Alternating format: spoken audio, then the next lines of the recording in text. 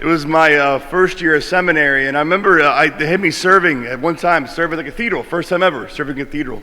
It was during Advent, and I had to carry one of those like big, like 6-foot torches, and we worked in like 2 by 2 with these things. And what you would do, you would stand in the back of the cathedral doors, and then they would usher you in at the point in time. Well, right above us was the Advent wreath for the cathedral. Well, my buddy next to me had forgotten how tall his torch was. And when he raised his torch up at that point in time and lit the Advent wreath on fire at the cathedral. And so the funny thing was this, is that everybody is facing to the front, so they have no idea what's going on as we're processing in. But if you look behind us, there's a priest who's like jumping up and down trying to tamp the fire out of the cathedral. Kind of a funny scene if you think about it. But the thing is this, I just remember thinking about, when reading this gospel today, about, how the fire, once it caught that wreath, spread pretty quickly. And, it just made me just think about this for a second of when John is telling the people today that he will baptize, that Jesus will come and that Messiah will come and baptize with the Holy Spirit and fire. What does that mean? Because you all have seen me baptize. I don't have fire in my hands. I have water. But the question is, what does John really mean? And I think if we go back to the baptismal rite and think about, there's one point in time where we have someone light the baptismal candle from the Easter candle. And you hear these words, receive the light of Christ. And you have this candle with this, the little fire in front of you going, keep this light burning brightly in your life. So when the Lord comes to meet you. So that in baptism, that fire, the fire that Christ gives to us is his own fire. What it really signifies is his love, his life, his grace. That's given to us in baptism. And we're called then to keep that fire of faith alive. Keep it burning brightly. Because fire is really not meant for itself, Fire is meant to keep other things warm. Fire is to bring light. Fire is it makes other things on fire. It's not for itself. It's meant to be for others. So the question becomes, how is my faith affecting those around me? Is my faith affecting those around me? Is it burning brightly such that others may come know that love and life of Christ every day? So when we think about it that way, there's a certain way that Christ, he entrusts his life to us. It's amazing how much God trusts us. God trusts us so much that he's willing to give his life to us in baptism. And at the same time, we think about it this way, he gives his life for us in his death and resurrection.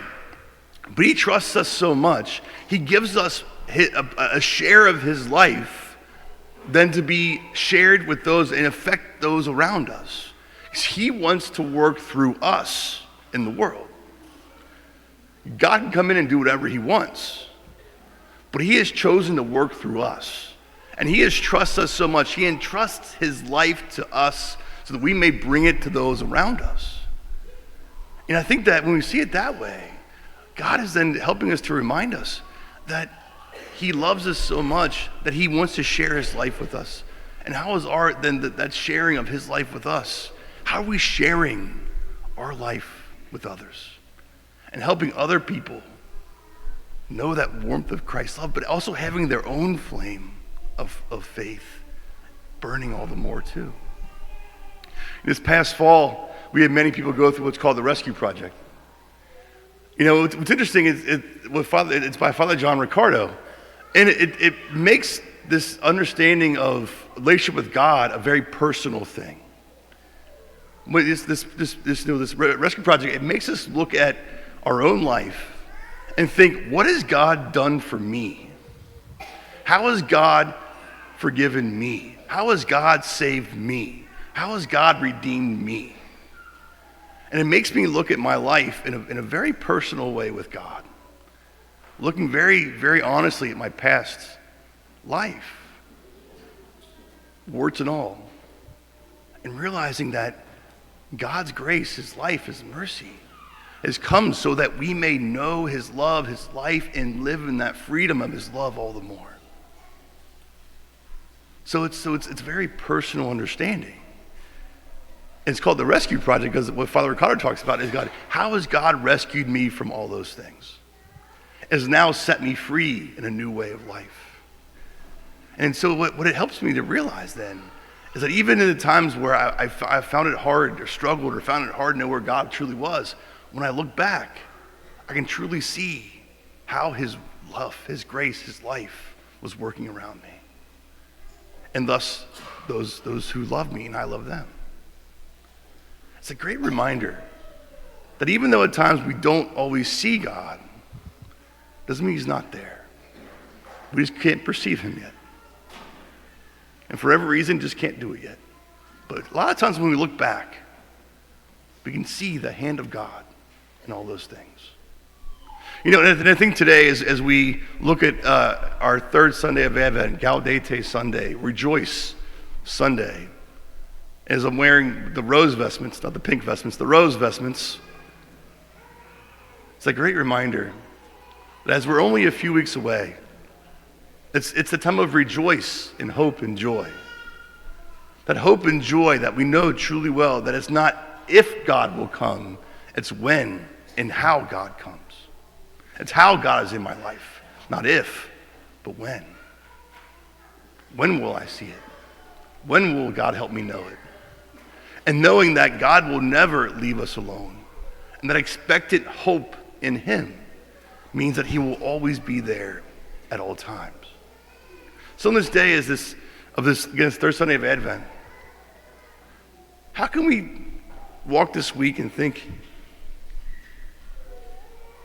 how can I be more prepared for Christmas? How can my heart be more open to him?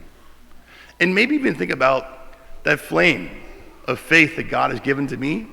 How brightly is that burning right now? And what do I need to do to help make that more bright?